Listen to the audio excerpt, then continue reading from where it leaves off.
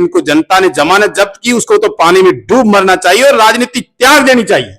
ये बाड़मेर का एक गांव ऐसा दिखाइए जिसमें स्वरूप सिंह खारा की वजह से पानी पहुंचा हो। कोई काम नहीं है। हेडपंप की लिस्ट उधर निकालता है स्वरूप सिंह खारा, उधर निकालता है रविंद्र भाटी। तो आप भी पावर सेंटर सर उभर रहे हैं बाड़मेर में, अधिकारी ये काम हो रहे हैं, लेटर पैड पे लिस्टों पे लिस्टें आ रही है, ये कार्य स्वीकृत हुआ, ये कार्य स्वीकृत हुआ, इसमें सच्चाई है सर? ये पंचायतें बन रही है, 80 पंचायतें बन रही है। मैं की तो जमानत ही जब्त हो गई, फिर भी कह रहे साहब पावर सेंटर है। ऐसी पावर सेंटर रविंद्र सिंह भाटी कर नहीं पा रहे हैं या उनको करने नहीं दे रहे, ये तो उनका खुद का काम है। रविंद्र सिंह भाटी अपनी फेसबुक पे अपने आइडियल, रविंद्र सिंह भाटी ने अपना आइडियल। नमस्कार, आप जुड़े हैं द मालानी टाइम्स से और हमारे साथ है सफी जमील साहब, एमआईएम पार्टी के जिलाध्यक्ष है बाड़मेर से। साहब से अब आज हम जानने का प्रयास करेंगे कि आपकी पार्टी का विजन क्या है, हैदराबाद से पार्टी राजस्थान में बाड़मेर में आई, किस प्रकार का कार्य करेगी, आपके मुद्दे क्या हैं, जनहित में आप किस प्रकार से कार्य करेंगे। सबसे पहले तो मालानी टाइम्स पर जमील साहब बहुत बहुत स्वागत है साहब।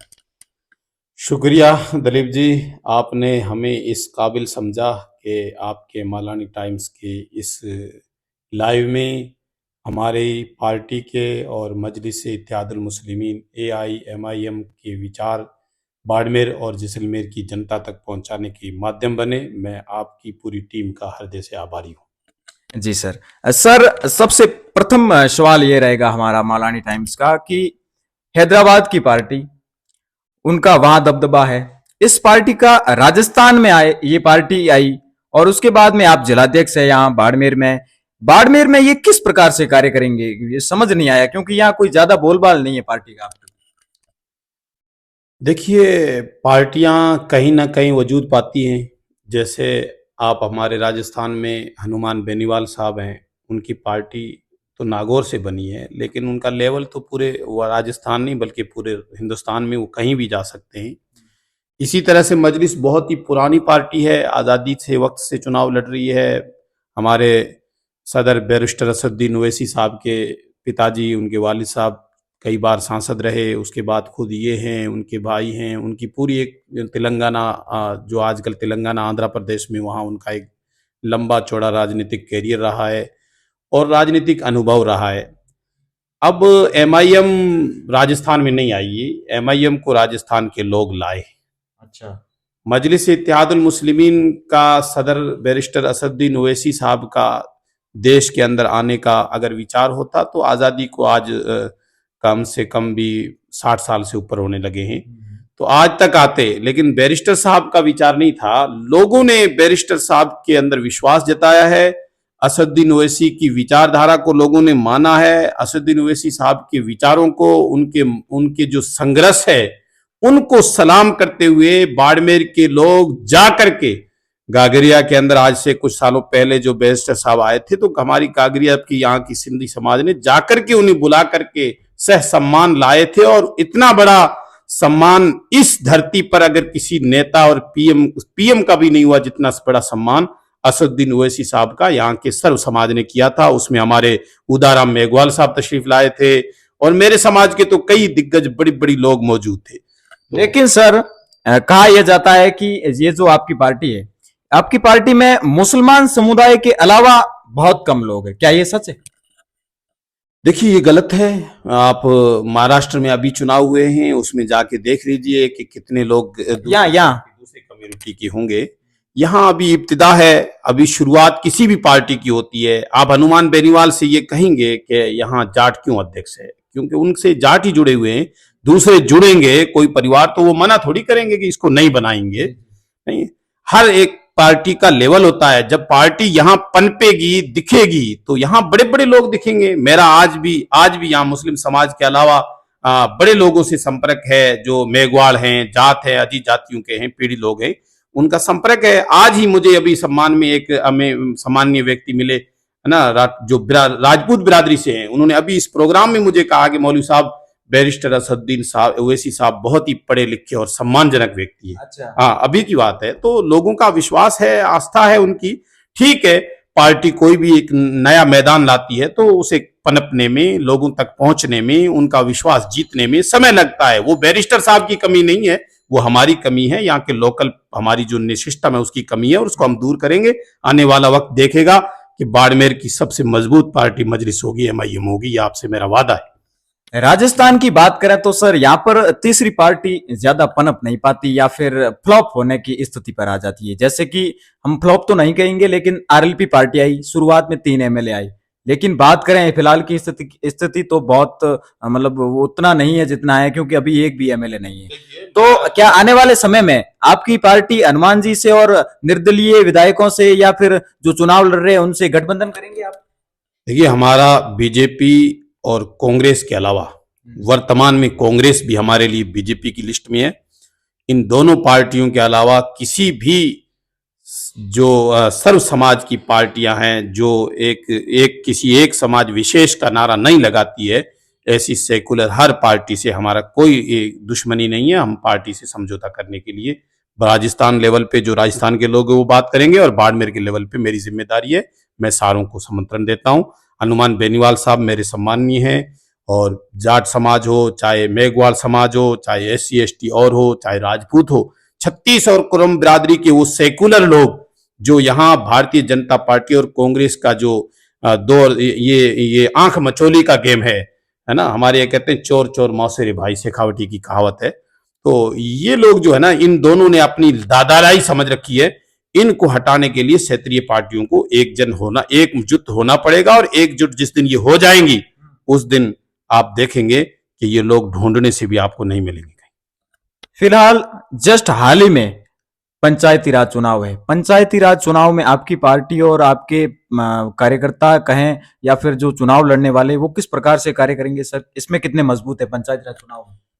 देखिए, हमारा हर कार्यकर्ता अपने स्तर पर मजबूत है। वो बैरिस्टर साहब का दीवाना है, उसे ना कोई झुका सकता है, ना कोई खरीद सकता है, ना कोई लोभ दे सकता है, ना लालच दे सकता है। ये मेरा विश्वास नहीं है। दूसरे जो पार्टी वाले हैं उनसे भी पूछ लीजिए कि एमआईएम का कार्यकर्ता कितना मजबूत है। रही बात पंचायती राज चुनाव की, तो पंचायती राज चुनाव ने हमारी पार्टी ने, आज से पहले भी मैंने एक डिबेट में कहा था और आज फिर कहता हूं कि मेरी पार्टी ने बाड़मेर की तमाम सीटों पर चुनाव लड़ने का निर्णय किया है। जहां जहां से भी जिस कौमी और जाति का भी मजबूत उम्मीदवार मिलेगा, एमआईएम वहां से पंचायती राज के तमाम चुनाव फाइट करेगी। न किसी के दबाव में आएगी, न किसी के झुकाव में आएगी। कोई हारे या जीते, दुनिया जाए भाड़ में, एमआईएम अपना चुनाव लड़ेगी और डंके की चोट पे लड़ेगी। सर बात करें शिव विधानसभा की, शिव विधानसभा से प्रत्याशी रहे भाजपा से स्वरूप सिंह खारा, उनके काफी बयान चर्चाओं में रहते हैं, और एक कुछ समय पहले का बयान देखें पोखरण में, तो एक गाय के मामले में उन्होंने काफी एक विवादित बयान रहा, जो एक बहुत वायरल बयान चला स्वरूप सिंह जी का। वो स्वरूप सिंह जी ने जो कहा उस पर आपकी क्या राय है? देखिए, भारतीय जनता पार्टी के से नकारे हुए लोग, जनता ने जिनको नकार दिया है, हमारे राजस्थान का दुर्भाग्य है इस बार कि राजस्थान में सरकार वो लोग चला रहे हैं जो जिनको जनता ने जमानत जब्त की है। समझ गए? ये राजस्थान पूरे का दुर्भाग्य है। आप पत्रकार लोग हैं, सर्वे कीजिए।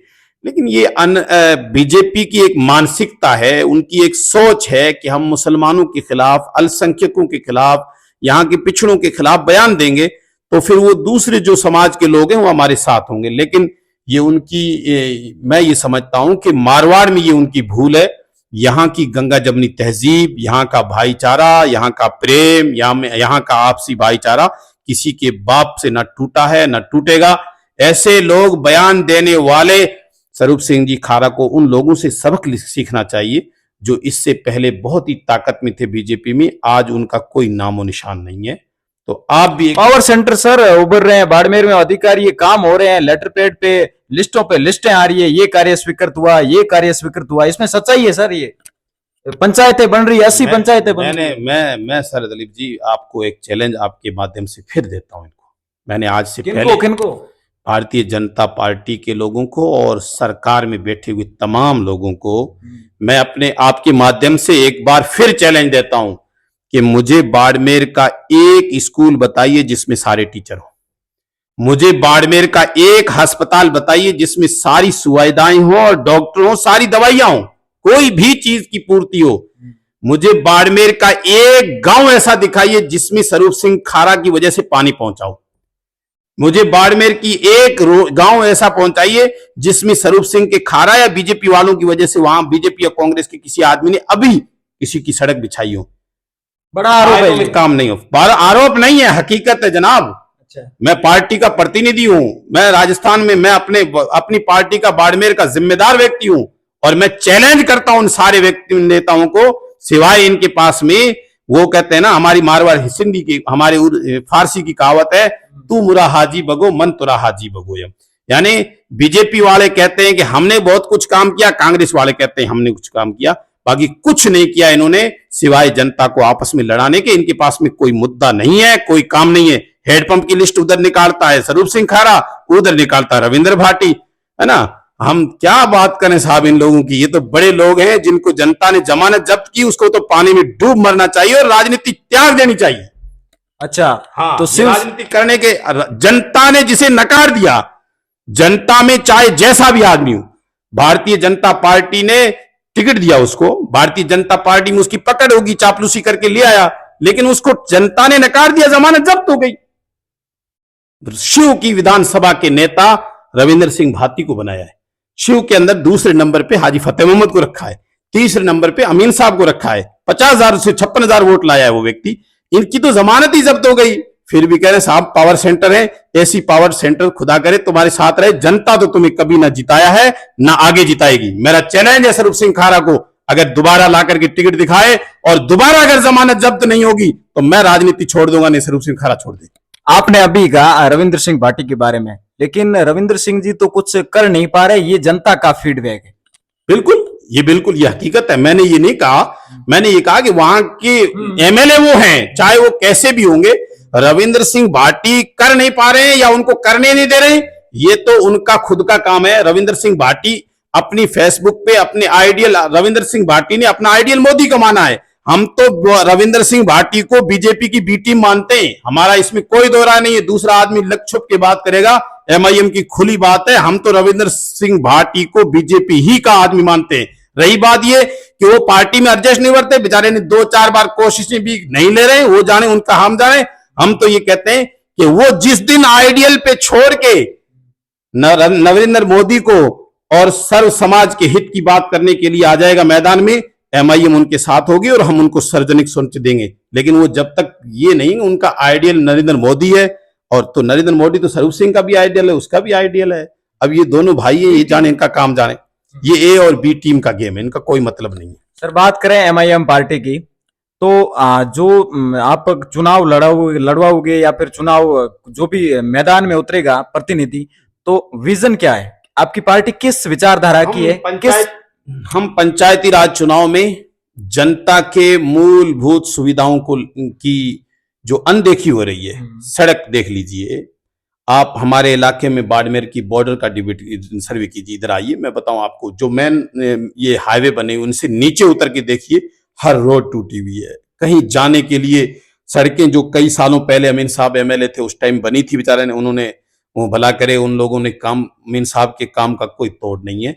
जिस व्यक्ति ने किसी समाज की कभी भी, जिस व्यक्ति ने दुष्ट भावना रख करके काम नहीं की, उसकी सम्मान करना चाहिए।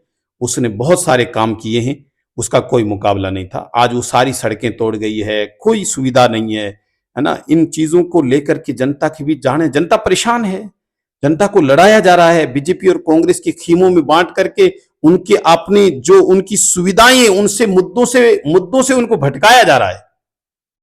मुद्दे कहां हैं? बात जनता की कहां हो रही है? कोई है ही नहीं जनता की बात करने वाला।